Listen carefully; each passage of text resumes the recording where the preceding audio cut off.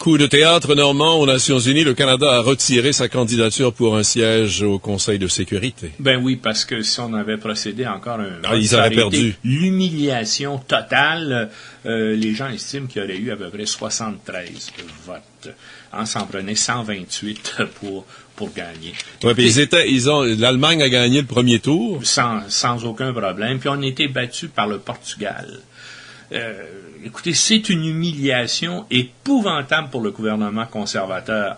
Le Canada a été élu membre temporaire du Conseil de sécurité en 1948 et depuis ce temps-là, à chaque fois qu'il a posé sa candidature là, pour une position temporaire sur le Conseil de sécurité, il a obtenu facilement, même en 99-2000, qui était la fois la plus récente. Et cette fois-ci, il a été battu complètement. Il faut expliquer que ce sont des sièges temporaires. Oui, c'est ça. Il y a 10 donc, membres non permanents et il y a les 5 membres permanents. Là, qui sont ce qu'on appelle les grandes puissances, la Chine, les États-Unis, la Russie, la Grande-Bretagne et la France. Mais oui. Est-ce que c'est parce que le Canada a aligné sa politique sur Israël et les 57 pays musulmans ont voté contre? C'est sûr qu'on a eu contre nous automatiquement, qu'est-ce que vous voulez?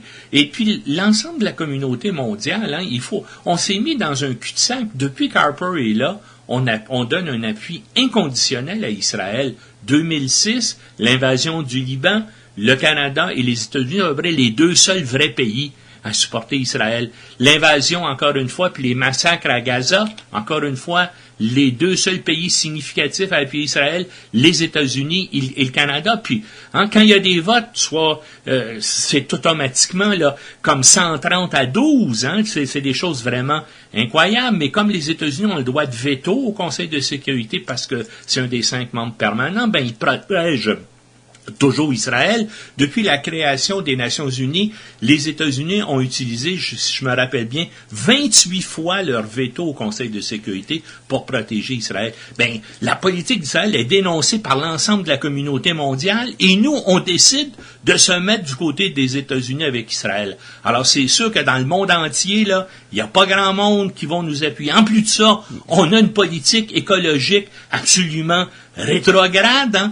La majorité des membres de la planète pensent qu'il y a un réchauffement planétaire, mais pas les membres du gouvernement conservateur. Ça me surprend pas. Ils croient pas non plus à la science de l'évolution. Alors, qu'est-ce que vous voulez quand on a un gouvernement? Mais quelles conséquences ça va avoir sur le Canada, normalement, d'après toi? C'est que maintenant, si on avait gagné, ça aurait été normal. Mais le problème d'avoir perdu, ça montre justement que les gens, l'ensemble de la planète évolue dans une direction différente du Canada. Donc, et les gens se posent des questions. Évidemment, j'entendais Lawrence Cannon qui disait que c'est à cause des libéraux. C'est vous autres, les incapables et les incompétents qui sont au pouvoir qui l'ont perdu. Puis en plus de ça, pour tourner le fer dans la plaie, hier, il y avait un ministre conservateur qui était en Israël pour signer un accord de libre-échange et vanter Israël la veille du vote. Il faut vraiment être incompétent et manquer de coordination. Là, il aurait pu dire attendre 2-3 jours avant de signer, il va y avoir un vote important. Non, on a rappelé encore une fois hier. C'est comme là, si on voulait se faire lancer des tomates, on l'a eu en pleine face la tomate, et puis là, des gens comme Lawrence Cannon ont de l'air ridicule. Remarquez que ça fait 2 fois là, en 48 heures qu'ils ont de l'air ridicule. Parce qu'ils se sont fait mettre dehors de Dubaï? Oui, on s'est fait mettre dehors de Dubaï, parce que Dubaï dit, parce qu'on a installé une base militaire secrète à Dubaï. Les avions partent du Canada pour aller à Kandahar. Ils atterrissent d'abord à Dubaï. C'est des Airbus qui arrivent là, qui sont pas des avions militaires. Et donc, on transfère ensuite de ça dans des Hercules, qui sont des avions qui sont équipés pour opérer dans des zones de combat. Et on continue sur Kandahar. Et là, ça fait depuis 2001 qu'on était là. Et les Émirats unis nous disent, nous, on aimerait atterrir plus souvent à Toronto et au Canada. Le Canada dit non. Et en plus de ça, qu'est-ce que vous voulez? Dubaï, un pays arabe, nous autorisait à avoir une base militaire dans ce pays-là. Et en plus de ça, on les nargue en se rapprochant avec Israël.